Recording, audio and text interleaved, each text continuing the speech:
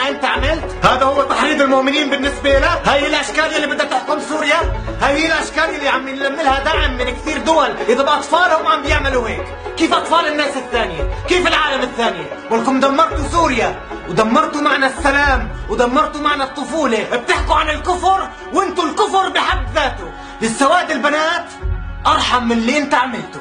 كان طالع يحكي بهدوء وعم بيحكي عن عمر بناته وانه بده يروح يفجرهم وعلى الام عم بتودع فيهم.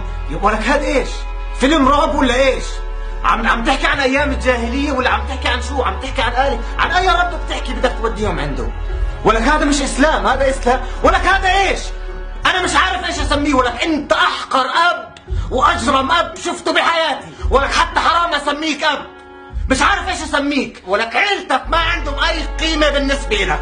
ولك حتى الحيوانات لما تحس اولادها بخطر عم بتصير تدافع عنهم.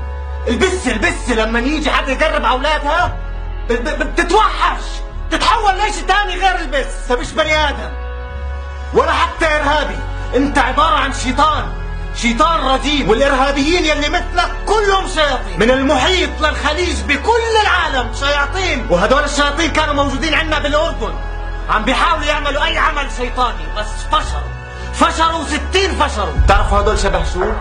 شبه سرطان افكار. وحربنا معهم حرب فكرية، بين خير وبين شر، بين حق وبين باطل، بين انسان بده يعيش وبين شيطان بده يموت ويموت الناس معه. هاي الحرب بين الاسلام وبين شياطين سرقوا الاسلام. صرتوا تستخدموا كلمة الله اكبر لحتى تخوفوا الناس، وصرتوا تستخدموا كلمة الله اكبر عشان تعملوا رعب للناس، وصرتوا تستخدموا كلمة الله اكبر لحتى تفجروا الناس.